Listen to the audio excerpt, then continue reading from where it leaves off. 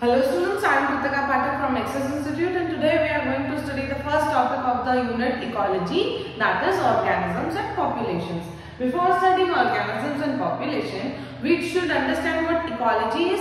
So ecology is the interaction of all the organisms with the abiotic factors. So we have to learn what are these abiotic factors. See, all the non-living factors around us are the abiotic factors and all the living factors around us are the biotic factors. That means we put all the living organisms under the class biotic factors and all the non-living parts such as the sunlight, the temperature, the wind, the water, we all consider those as abiotic factors. So we have to understand the interaction between organisms with their physical environment, or we can say that with their abiotic factors. This is the term we have to understand कि abiotic factor या फिर environmental जो physical environmental conditions है, हमें इन दोनों के interactions की study करनी है इस ecology में, यानी कि कोई भी living organism अपने environment से कैसे interact कर रहा है उस चीज की study हम कर रहे हैं इस इकोलॉजी में। और सिर्फ एक पर्टिकुलर ऑर्गेनिज्म अपने एनवायरनमेंट से ही इंटरैक्ट नहीं करता है, ये इंटरैक्शन दो लिविंग ऑर्गेनिजम्स के बीच भी तो होगा, यानी कि बहुत सारे ऑर्गेनिजम्स अगर किसी एक जगह पे रह रहे हैं तो आप ये सोचो कि वो ऑर्गेनिज्म का इंटरैक्शन अगर उसके आसपास के एनवायरमेंटल एबायोटिक फैक्टर्स से हो रहा है तो वो इंटरैक्शन किसी बगल में रहने वाले दूसरे ऑर्गेनिज्म से भी तो होगा। तो इस इकोलॉजी में हमें क्या क्या पढ़ना है, ऑर्गेनिजम्स का interaction with the environment and interaction between the organisms, यानी कि ecology is the study of interaction of organisms with the abiotic factors and the interaction between the organisms। इन दोनों की स्टडीज हमें इकोलॉजी में करनी होती है और हम इकोलॉजी को 4 लेवल पे स्टडी करते हैं, यानी कि 4 हमने कैटेगरी बांधी कि ये 4 कैटेगरीज में हम इकोलॉजी को स्टडी करेंगे। तो जो पहली कैटेगरी है वो होती है एक इंडिविजुअल ऑर्गेनिज्म के ऊपर, और अगर ग्रुप ऑफ ऑर्गेनिजम्स मिल गए तो बना ली पॉपुलेशन। तो उस पॉपुलेशन की स्टडी भी हमें करनी होती है। जब ढेर सारी पॉपुलेशन मिल गई तो बनती है कम्युनिटी, और ढेर सारी कम्युनिटी मिल करके बनाते हैं बायोम। तो ये पॉपुलेशन, कम्युनिटीज, बायोम्स, ये सब क्या होता है, ये सब हमें अभी डिटेल में एक एक करके पढ़ना है। तो हम लोग समझते हुए चलते हैं। पहले हम लोगों को ये समझना होगा कि किसी भी ऑर्गेनिज्म का इंटरैक्शन उसके एनवायरनमेंट से कैसे होगा, ठीक है। तो जो फर्स्ट लेवल है इकोलॉजी का, हम सबसे पहले लेवल पे आते हैं। तो आपको ये पता है कि जब अर्थ रोटेट करता है, ठीक है, अर्थ के रोटेशन के टाइम पे around the sun earth rotates, तो अर्थ के रोटेशन के टाइम पे अर्थ हमेशा स्लाइटली टिल्टेड होता है, हल्का सा टेढ़ा होता है, अपनी एक्सिस से हल्का सा टिल्टेड होता है। और ये रोटेशन जो है वो रिस्पॉन्सिबल होता है बहुत सारे सीजनल वेरिएशंस के लिए। हर साल हर सीजन का एक स्पेसिफिक टाइम होता है जो पर ईयर चेंज होता है ना। जनवरी से फेब में ठंडी है, उसके बाद स्प्रिंग सीजन है, उसके बाद समर, फिर रेनी, फिर विंटर सीजन। ये जो ये एनुअल वेरिएशंस है ये हमारे यहाँ पे ऐसा हो रहा है, मगर जो पोलर रीजन है वहां पे इस तरह से स्प्रिंग सीजन या ये सारे सीजन मोस्टली वहां पे विंटर ज्यादा डोमिनेटिंग सीजन होता है, ठीक है।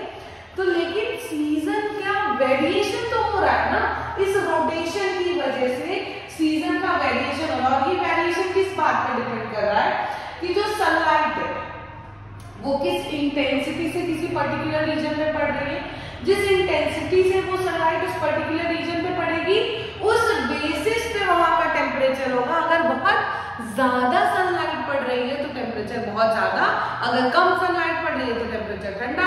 तो इस वजह से temperature, intensity of sunlight is defining the temperature of that particular habitat या एरिया, जिसकी वजह से वेरियस सीजन्स फॉर्म हो रहे हैं when the earth is rotating at various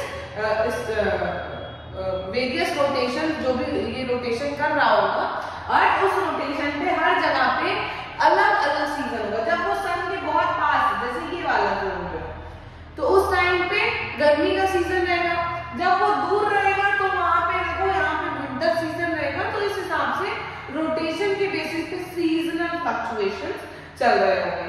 और इसी रोटेशन के लिए ही रिस्पॉन्सिबल होता है बारिश, यानी कि जो भी प्रेसिपिटेशन है उनसे बारिश, और ठंडी जगह पर स्नोफॉल।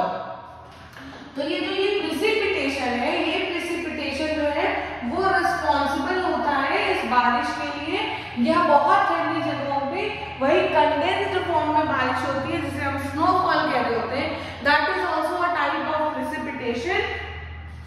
तो ये प्रेसिपिटेशन जिस हिसाब से जिस भी एरिया में हो रहा है उसी बेसिस पे बायोम्स का फॉर्मेशन होता है। बायोम्स क्या हो गए, वो ग्रेटर एक्सटेंट ऑफ एरिया हो गए जहां पे जिस हिसाब से बारिश हो रही है उस हिसाब से उस जगह का पूरा एटमॉस्फेयर चेंज होता है, और वहां पे जो लिविंग ऑर्गेनिजम्स रह रहे होते हैं वो उनके लिए वो सूटेबल हैबिटेट रहता है, तभी वो रह रहे होते हैं। तो ये बायोम्स का जो फॉर्मेशन हो रहा है, ये बायोम्स का फॉर्मेशन कैसे हुआ कि बारिश कितनी हो रही है। तो हमें कुछ टाइप के बायोम्स पढ़ने हैं, जैसे कि डेजर्ट है, यानी कि वहां बारिश कम होगी, रेन फॉरेस्ट है, वहां बारिश बहुत ज्यादा हो रही है, टुंड्रा फॉरेस्ट है, टेम्परेचर बहुत ज्यादा कम है। तो इस वजह से बायोम्स जो है वो अलग अलग बन रहे हैं।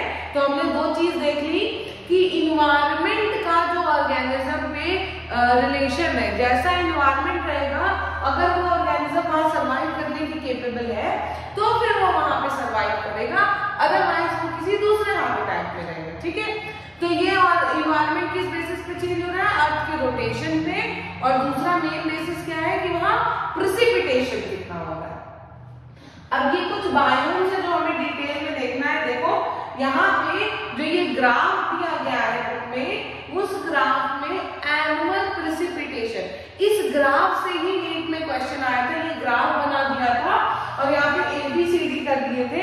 आपको पता होना चाहिए कि ये जो टेम्परेचर है और प्रेसिपिटेशन है, इसका रिलेशन बायोम्स के फॉर्मेशन में कैसा है। देखो यहाँ से टेम्परेचर कम से बढ़ता जा रहा है, तो जब टेम्परेचर ज्यादा और ये बारिश बहुत कम, तो सबसे पहले जो बायोम बना वो था डेजर्ट का।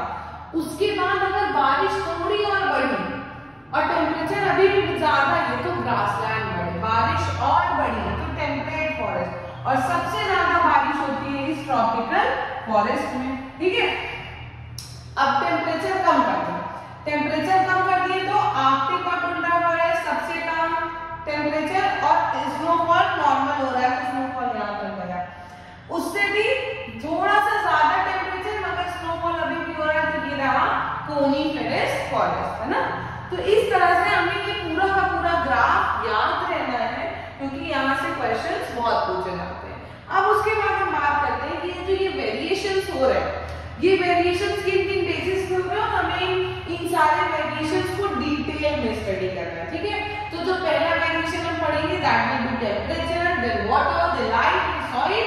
ये सारे एबायोटिक फैक्टर्स कंप्राइज करते हैं किसी भी सीजनल वेरिएशंस के लिए, और कोई भी ऑर्गेनिज्म सिर्फ एबायोटिक फैक्टर से इंटरैक्ट नहीं कर रहा है, बल्कि ऐसे बहुत सारे बायोटिक फैक्टर्स भी हैं जिससे वो इंटरैक्ट कर रहा होगा। फॉर एग्जांपल, जो भी वहां पे डिजीज कॉजिंग ऑर्गेनिजम्स है जिन्हें हम पैथोजेंस कह रहे हैं, उसके साथ साथ जो उस ऑर्गेनिज्म पे या आसपास के ऑर्गेनिजम्स पे रहने वाले पैरासाइट्स हैं, उनको खाने वाले प्रेडेटर्स हैं, या कॉमन रिसोर्स के लिए फाइट करने वाले कॉम्पिटिटर्स हैं, ये सारे फैक्टर्स रिस्पॉन्सिबल होते हैं किसी भी ऑर्गेनिज्म के एग्जिस्टेंस के लिए। ठीक है, तो हमें ये पहले ये सारे चारों एबायोटिक फैक्टर्स डिटेल में पढ़ने हैं। उससे पहले एक छोटी सी चीज कि ये जो हैबिटेट जिसकी हम बात कर रहे हैं कि जहां पे कोई भी ऑर्गेनिज्म रहेगा और वो इंटरैक्ट करेगा with all those abiotic factors and the biotic factors,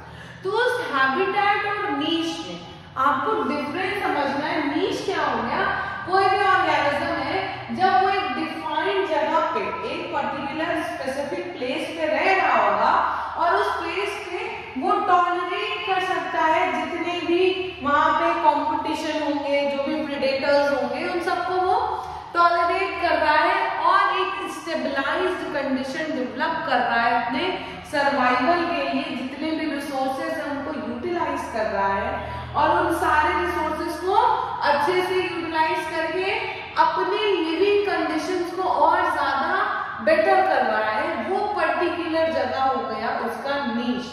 यानी कि जैसे तुम्हारा घर है जहाँ पे तुम खाना खा रहे हो, आराम से रह रहे हो, कोई कॉम्पिटिटर नहीं है, कॉम्पिटिटर है भी या कोई तुम्हें मारने आया तो तुम्हारे पापा है, तुम हो उसको मार के भगा दोगे, आराम से अपने घर में रहो। तो तुम्हारा घर तुम्हारा नीश हो गया, ठीक है। और तुम्हारा जो हैबिटेट है वो तुम्हारी पूरी कॉलोनी हो गई। तो वही चीज है, हैबिटेट पूरी कॉलोनी और नीश वो स्पेसिफिक एरिया जहाँ पे तुम रह रहे हो।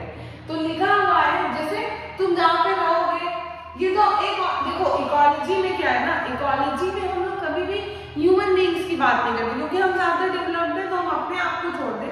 अगर हम किसी ऑर्गेनिज्म की बात करें, ठीक है, किसी ऐसे छोटे से खरगोश की सपोज एग्जाम्पल ले लेते हैं, रैबिट की बात हम कर रहे हैं, तो रैबिट ना एक बहुत बड़े एरिया में इधर उधर घूम रहा होगा, मगर उसका जो एड्रेस होगा जहाँ वो रह रहा है वो उसका वो बना होगा जहाँ के अंदर वो घुस के आराम से रह सकता है।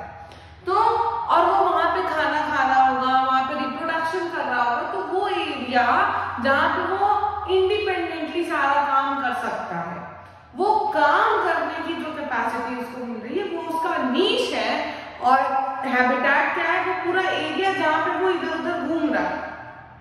तो देखो यहाँ बहुत अच्छा एग्जाम्पल, एक लाइन लिखी हुई है कि किसी भी ऑर्गेनिज्म का हैबिटेट उसका एड्रेस है।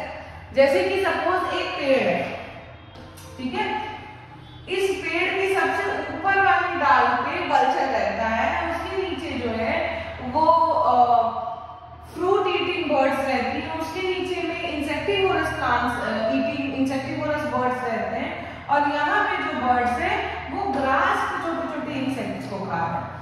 तो एक ही एड्रेस पे कई सारे लेवल्स में इन्होंने अपना रिसोर्स जो है वो पार्टीशन कर लिया, अलग अलग कर लिया। तो अलग अलग करने से क्या बेसिस हो गया कि ये वाली बर्ड जो है ये इस इंसेक्ट को खा रही है और उसके ऊपर वाली बर्ड और दूसरे चीजों को खाते जा रही है, तो इनके लिए रिसोर्स की लड़ाई नहीं रहती, ये सब पेड़ पे, मगर इनका नीश डिफरेंट हो गया। तो नीश क्या हो गया, नीश वो ऑक्यूपेशन हो गया, और किसी भी ऑर्गेनिज्म का जो एड्रेस है, यानी कि इनका ये ट्री एड्रेस है, तो ये ट्री इनका हैबिटेट हो गया, ठीक है। फॉर एग्जांपल ये देखो यहाँ पे ढेर सारी बर्ड्स हैं जो कि एक ही पॉन्ड में रह रही है। फ्लेमिंगोस जो है वो मड में छोटे छोटे कीड़ों को खाएंगी, ये बर्ड्स जो है, ये डक जो है वो प्लांट को खा रही है, ये इंसेक्ट को खा रही है, ये जो है वो शेल को खा रही होती है, जो छोटे छोटे प्रेज होते हैं शेल पे, और ये फ्लावर्स छोटे इंसेक्ट्स को खा रहे हैं। मतलब कि इन लोगों ने अलग अलग हैबिटेट, एक ही नदी में अलग अलग ये ट्रॉफिक लेवल पे रह रहे हैं, तो कंपटीशन नहीं है, और अलग अलग चीजों को के लिए फीड कर रहे होते हैं, तो कंपटीशन नहीं है। और इसमें आराम से रिसोर्स की पार्टीशनिंग होने की वजह से सेम एड्रेस यानी कि सेम हैबिटेट होने के बावजूद, क्योंकि इनका नीश डिफरेंट था, तो ये को एक्जिस्टेंस पॉसिबल हो पाए, ठीक है। तो आई होप कि आप लोगों को ऑक्यूपेशन और हैबिटेट और नीश में डिफरेंस समझ आ गया होगा। तो अब हम लोग एबायोटिक फैक्टर्स की तरफ चलते हैं। तो जो मेजर एबायोटिक फैक्टर हम पढ़ने वाले, दैट इज टेम्परेचर। टेम्परेचर क्या है, देखो टेम्परेचर इज रिस्पॉन्सिबल कि कहाँ पे कितनी ज्यादा गर्मी पड़ने वाली है और कितनी ज्यादा ठंडी। तो जब हम अर्थ की बात करते हैं तो अर्थ पे इक्वेटर पे सबसे ज्यादा टेम्परेचर हाई होता है। जैसे जैसे हम इक्वेटर से पोलर रीजन्स में बढ़ते जाते हैं, टेम्परेचर अपने आप कम होने लगता है, ठीक है। तो वही है कि जब हम हाई एल्टीट्यूड्स पे जाते हैं, पोलर रीजन्स पे जाते हैं, तो टेम्परेचर कम होने लगता है। लेकिन इक्वेटर रीजन पे जो फॉरेस्ट होते हैं या नॉर्मल टेम्परेचर्स वो 50 डिग्री से भी ज्यादा हो जाते हैं गर्मी के दिनों में, है ना। डेजर्ट वगैरह में जो टेम्परेचर है इक्वेटर रीजन पे, ट्रॉपिकल डेजर्ट्स में, वो 50 डिग्री से ज्यादा हो जाते हैं। लेकिन जो पोलर रीजन है, पोलर रीजन में टेम्परेचर बहुत ज्यादा कम होता है। तो जो हैबिटेट्स है, ये तो एक नॉर्मल मैं बता दूं कि all over the tropical equatorial region में ये 50 डिग्री अप्रॉक्स अपन में रहता है। लेकिन जो एक्सेप्शन है वो है थर्मल वेंट, जहाँ बॉइलिंग वाटर रहता है, एकदम गर्म थर्मल स्प्रिंग रहता है, पानी वहां से उबलता हुआ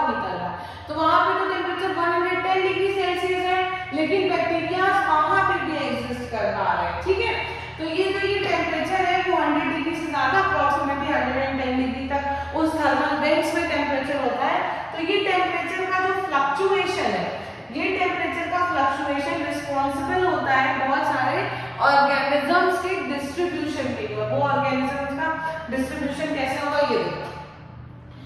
जो organisms narrow range of temperature को सरवाइव कर सकते हैं, यानी कि बहुत कम रेंज में सर्वाइवल उनका पॉसिबल होता है, उन ऑर्गेनिजम्स को हम बोलते हैं स्टीनोथर्मल ऑर्गेनिजम्स। और जो ऑर्गेनिजम्स ये रहे वाली स्पीशीज ए जो कि लो टेम्परेचर से हाई टेम्परेचर एक वाइड रेंज ऑफ टेम्परेचर को सर्वाइव कर सकती है, उन ऑर्गेनिजम्स को हम बोलते हैं यूरीथर्मल ऑर्गेनिज्म। तो ऐसा क्यों है कि कुछ लोग जो है वो बहुत वाइड रेंज ऑफ टेम्परेचर को मेंटेन टॉलरेट कर सकते हैं और कुछ बहुत नैरो रेंज? क्योंकि आपने क्लास 11 में पढ़ा होगा डबल सर्कुलेशन और सिंगल सर्कुलेशन। तो डबल सर्कुलेशन जो है वो हमारी बॉडी टेम्परेचर को 37 डिग्री मेंटेन करने में काम लेता है। बाकी के organisms like amphibians and reptiles do not possess this double circulation and half single circulation only, they cannot regulate their inner body temperature और वो इस 37 डिग्री टेम्परेचर को मेंटेन नहीं रख सकते हैं। यानी कि जब टेम्परेचर बढ़ेगा या घटेगा तो उनकी बॉडी में जो एंजाइम्स प्रेजेंट है उस एंजाइम्स की काइनेटिक्स खराब हो जाएगी, यानी कि एंजाइम्स जो है वो डीनेचर्ड हो जाएंगे। नॉर्मल जितनी भी मेटाबॉलिक एक्टिविटीज है, जैसे कि कोई एंजाइम डाइजेशन कर रहा है, कोई रेस्पिरेशन कर रहा है, वो सारे एंजाइम्स जो है वो डीनेचर्ड होने की वजह से अब काम नहीं करेंगे। और पॉसिबिलिटी है कि टेम्परेचर इतना ज्यादा फ्लक्चुएट किया है कि इस पर्सन की डेथ हो सकती है।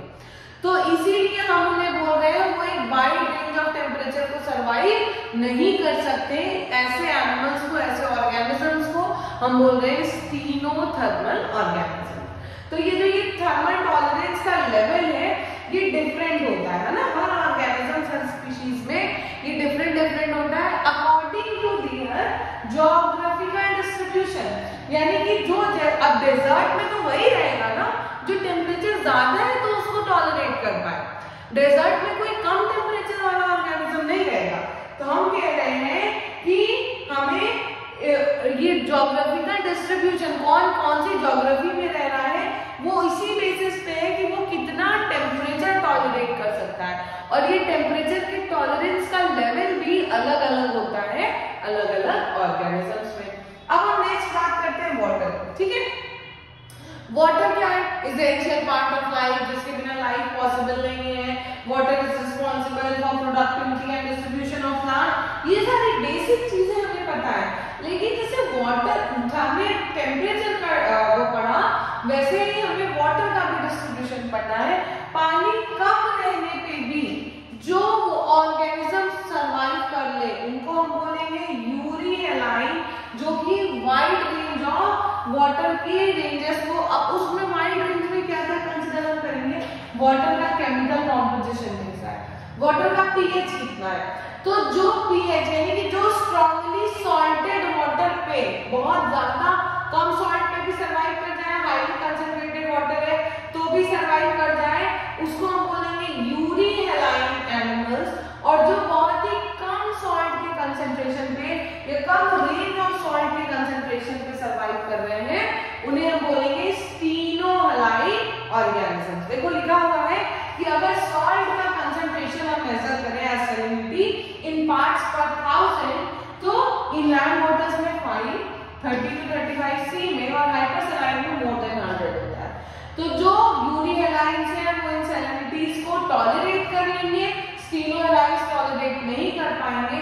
इसीलिए जो ज्यादातर फ्रेश वाटर फिशेस होती हैं उनकी डेथ हो जाती है सी वाटर में जाने के बाद, क्योंकि वो ऑस्मोसिस की एक्सऑस्मोसिस की वजह से उनकी डेथ हो जाती है। या फिर जो सी वाटर फिशेस हैं अगर वो फ्रेश वाटर में आती हैं तो एंडोस्मोसिस की वजह से उनकी डेथ हो जाती है, बिकॉज वो इतना osmotic range of temperature, osmotic range of concentration tolerate नहीं कर पाती है। नेक्स्ट हमें पढ़ना है लाइट के बारे में।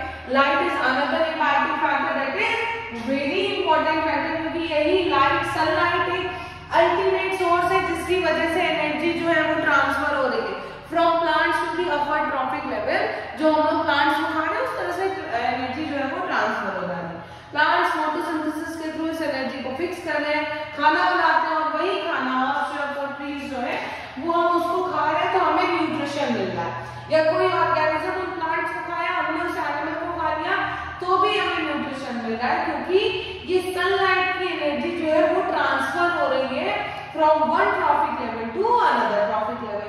तो ये जो सारे फोटोसिंथेसाइजिंग प्लांट्स है इनमें एक अडैप्टेशन होता है। सपोज एक ये डेंस फॉरेस्ट की पिक्चर है जिसमें आप देखो जो लोएस्ट नीचे एकदम छोटे छोटे प्लांट्स होंगे, यहाँ तक तो टेम्परेचर नहीं, सनलाइट नहीं पहुंचता ना, मगर ये भी फोटोसिंथेसिस कर रहे हैं क्योंकि वो लो सनलाइट कंडीशंस पे फोटोसिंथेसिस करने के लिए अडैप्ट हो गए। भले ही वो ओवरशैडोड है बड़े बड़े फॉरेस्ट में, बड़ी बड़े टॉल और घने पेड़ों से, कैनोपी ट्रीज यानी लंबे और घने पेड़ों से वो भले ही ओवरशैडोड है, मगर they have adapted to do photosynthesis in very low light conditions. और थर्ड पॉइंट लिखा हुआ है कि अगर ये सनलाइट जो है ये बहुत, देखो सनलाइट का पीरियड जितना पड़ रहा है इस प्लांट पे, दैट इज फोटो पीरियड। ये हम लोगों ने क्लास 11 के फोटो पीरियोडिज्म में पढ़ा होगा कि photo periodism is very much required for photo periodic sensitive plants. यानी कि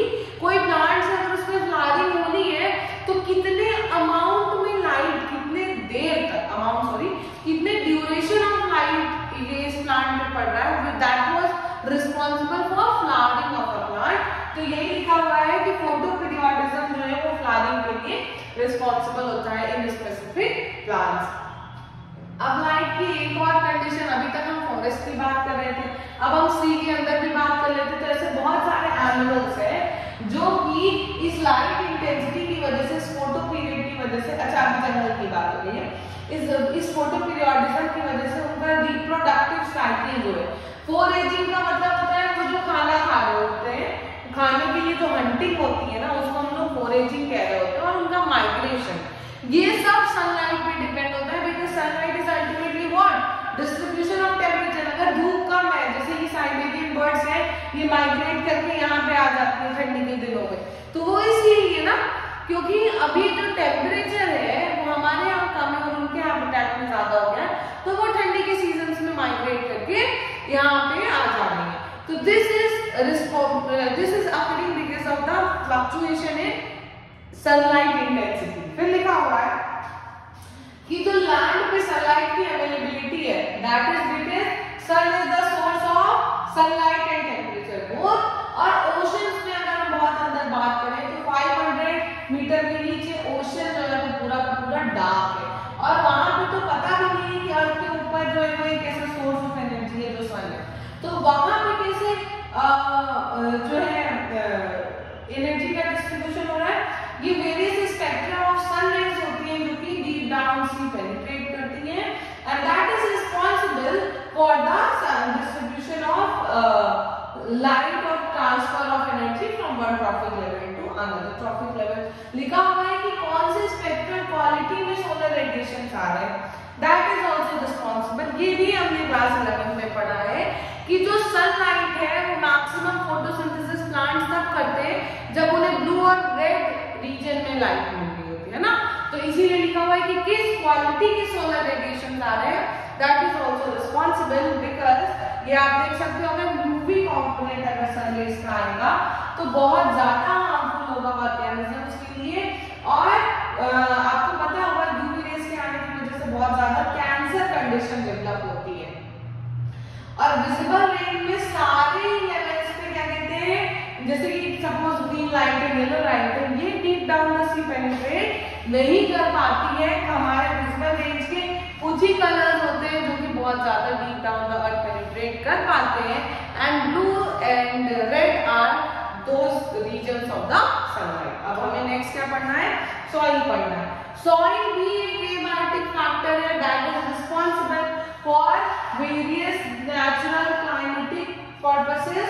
फॉर एग्जांपल सॉइल डेवलपमेंट का फॉर्मेशन ही हुआ होगा जब नेचर में क्लाइमेट में ऐसे चेंजेस हुए होंगे जिसकी वजह से सॉइल डेवलप हुई होगी, ट्रांसपोर्ट हुआ होगा माउंटेन से, बहुत छोटे छोटे पेबल्स का, रॉक्स का, और फिर वो सेडिमेंटेशन होते होते सॉइल का फॉर्मेशन हुआ होगा।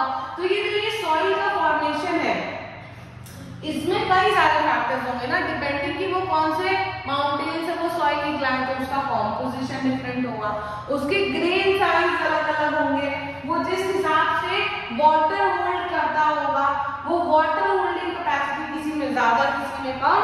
तो ये सॉइल के डिफरेंट डिफरेंट फीचर्स है जो अलग अलग बायोम्स में प्रेजेंट होते हैं depending upon the characteristics of soil. We have characterized soil in various categories. तो वही लिखा हुआ है कि ये जो ये कैरेक्टरिस्टिक्स है वो कैटेगराइज हम किस बेसिस पे कर रहे हैं, सॉइल के पीएच के बेसिस पे, उसके मिनरल कॉम्पोजिशन के बेसिस पे, उसका डिस्ट्रीब्यूशन यानी कि उसकी टोपोग्राफी क्या है उस बेसिस पे, कि किसी वेजिटेशन में किसी एरिया में किस टाइप का सॉइल प्रेजेंट है, इस हिसाब से हम सॉइल की कैरेक्टरिस्टिक, उसका डिस्ट्रीब्यूशन, कैरेक्टराइजेशन कर रहे होते हैं, कैटेगराइजेशन कर रहे होते हैं। और इस सॉइल की वजह से वहां पे कौन से एनिमल्स रहेंगे, कौन सा प्लांट डेवलप होगा, ये भी बहुत बड़ा फैक्टर है जो कि डिसाइडिंग फैक्टर है for the development of animal, for the development of plants and for the existence of animals in that particular region. तो लिखा हुआ है कि सिमिलरली ऐसे ही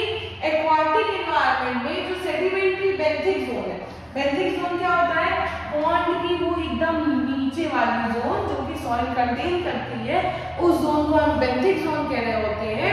और वहां पे जो एनिमल्स और जो एक्वाटिक एनवायरमेंटल प्लांट्स रहेंगे, डेवलप होंगे, वो भी डिसाइड करने वाला जो फैक्टर है दैट इज सॉइल।